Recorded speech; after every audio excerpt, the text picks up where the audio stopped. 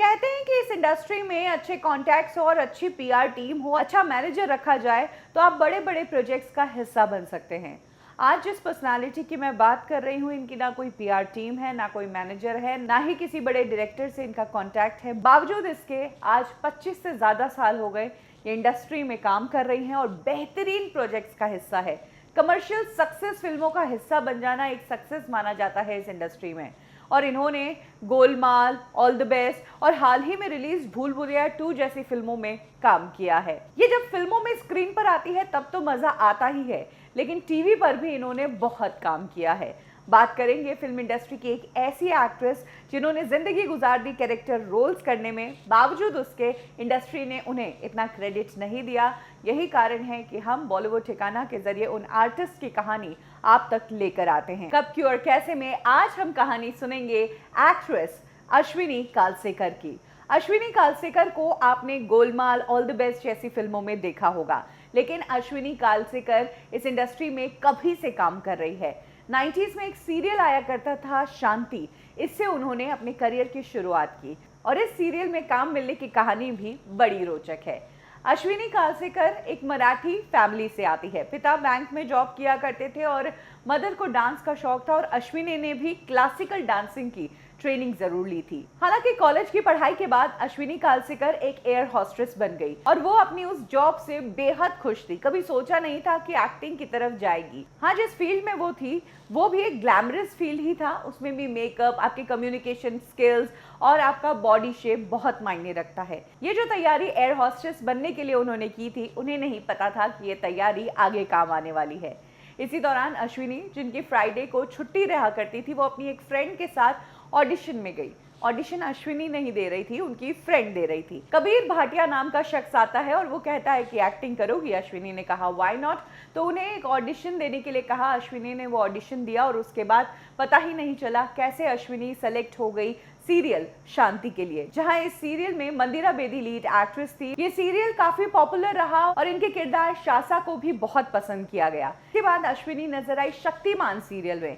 Shaktimaan serial में एक cat women हुआ करती थी जो शक्तिमान के साथ फाइट किया करती थी। शकाला ये किरदार था और ये किरदार भी बहुत पॉपुलर हुआ। इस बीच उन्होंने सीआईडी में भी काम किया, फीमेल पुलिस ऑफिसर का वो किरदार करती थी और इसी दौरान वो फिल्मों में भी काम करने लगी। उन्होंने खाकी, the hero, love story of a spy, इस तरह की फिल्मों में कैरेक्टर रोल्स निभाना शुरू कर दिया। टीवी की अगर बात करें तो सालों तक अश्विनी ने टीवी में काम किया। फिर एकता कपूर का एक सीरियल आया कसम से, और इस सीरियल में जिज्ञासा वालिया का किरदार खूब पॉपुलर हुआ। ये एक नेगेटिव किरदार था। एकता कपूर के सीरियल्स की खासियत होती है कि वो अपने हर सीरियल में एक वैम्प को इंट्रोड्यूस करती है, फिर चाहे रमोला सिकंद हो या फिर कमोलिका हो। तो इसी तरह से जिज्ञासा भी एक ऐसा ही किरदार था।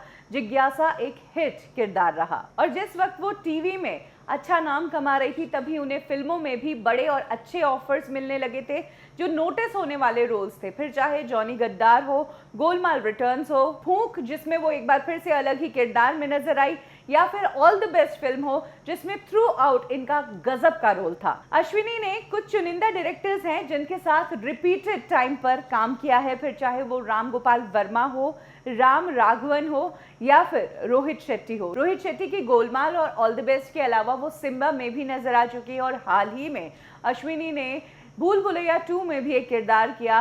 वो बड़े पंडित की वाइफ के रोल में नजर आई। वो खुद भी टोना टोटका करने वाली का किरदार करती है इस मूवी में और उनके इस किरदार ने बहुत हंसाया। और इस बार भी जब स्क्रीन पर अश्विनी को देखा तो लगा कि यार इतनी बेहतरीन अदाकारा है, इतने सालों से इंडस्ट्री में काम कर रही है, फिर भी क्यों इनके बारे में कोई इंटरव्यूज में बात नहीं करता। क्यों जब ये पूरी स्टारकास्ट प्रमोशन के लिए जाती है तो इन लोगों से कोई बातचीत नहीं होती। ये एक काफ़ी डिसअपॉइंटिंग बात है हमारी इंडस्ट्री की, लेकिन करें ही क्या, ये इंडस्ट्री चलती है स्टारडम पर। सिर्फ हीरो और हीरोइन को ही प्रमोट किया जाता है और इसीलिए बॉलीवुड ठिकाना के जरिए हम कोशिश करते हैं कि इनके बारे में, जिनके बारे में कोई बात नहीं करता, हम बात करके आपको बताते हैं। अश्विनी की अगर पर्सनल लाइफ की बात करें तो उन्होंने अपनी ज़िंदगी में 2 शादियां की हैं। उनकी पहली शादी हुई थी एक्टर नितेश पांडे से, जिनसे उन्होंने ईयर 2002 में डिवोर्स ले लिया और उसके बाद उन्होंने मुरली शर्मा के साथ शादी की। एक्टर मुरली शर्मा भी हमें गोलमाल सीरीज में नजर आ चुके हैं और मुरली शर्मा और अश्विनी दोनों कई फिल्मों में एक साथ काम कर चुके हैं। हालांकि फिल्मों में इनके कैरेक्टर्स एक दूसरे से बहुत दूर थे, यही कारण है कि साथ ऑन स्क्रीन ये कम ही नजर आए। अश्विनी जिस तरह का काम करती है, उन्होंने अपने करियर में नेगेटिव रोल्स, पॉजिटिव रोल्स और कॉमिक रोल्स भी किए। इतनी वर्सेटाइल एक्ट्रेस है, बावजूद उसके उन्होंने फिल्म इंडस्ट्री में सिर्फ 3 बड़े डायरेक्टर्स के साथ काम किया। हाँ, टीवी में उनका एक अच्छा खासा रिज्यूम रहा है, लेकिन उसके लिए उन्होंने कड़ी मेहनत भी की है। इन तरह के एक्टर्स के लिए कह सकते हैं कि इन्हें कोई पीआर मशीनरी इंडस्ट्री में खड़ा नहीं करती है। ये एक्टर्स खुद के दम पर आगे बढ़ते हैं, खुद की मेहनत से आगे बढ़ते हैं। यही कारण है कि एक लड़की जो एयर हॉस्टेस थी, जो अगर दूसरे फील्ड में ट्राई नहीं करती तो हो सकता था कि अब तक एज के हिसाब से रिटायर हो चुकी होती, वो एक्ट्रेस आज भी इस इंडस्ट्री का हिस्सा है, आज भी हमें एंटरटेन कर रही है। वी होप कि इन जैसे एक्टर्स के लिए ये इंडस्ट्री और ज़्यादा काम निकाले।